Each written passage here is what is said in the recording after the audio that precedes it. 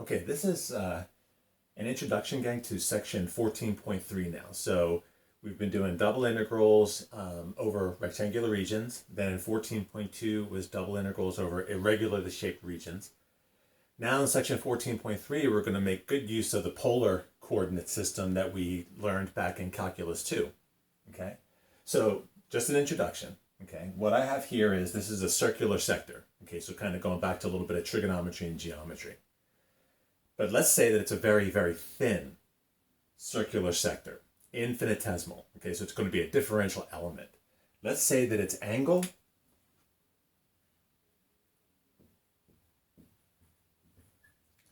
is d theta, not theta. We want it to be really small, so the differential of theta, so d theta. Let's also make the radius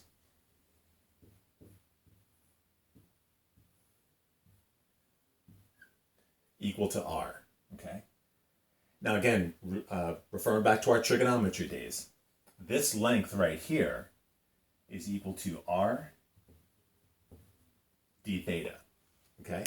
Now what we want to do is we want to extend the circular sector just a little bit lengthwise. So like this.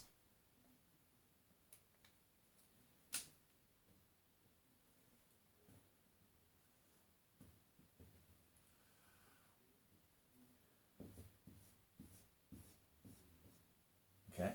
Now what this does is it creates what we refer to as a polar rectangle. It's not a perfect rectangle, but it's so small, it's practically a rectangle. What are its dimensions? Well, we have the dimension here, r d theta. This right here, let's call this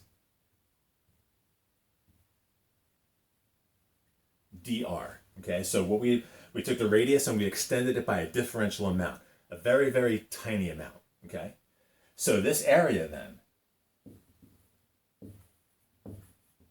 remember, it's a tiny element of area, a differential element of area. What is it equal to? Well, because there's almost a rectangle. Is it a perfect one? Like we said, no, not a perfect one. But it's almost perfect. So we'll use length times width of regular rectangle. And so that's going to be the following. R times d theta times dr.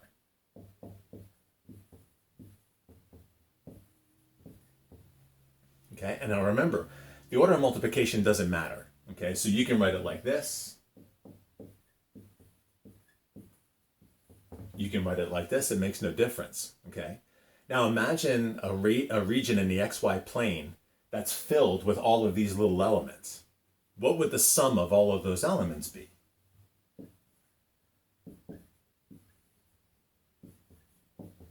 Well, it would look like this, of course. It would be an integral. And we'll talk more about this in the next video. But that would equal the following.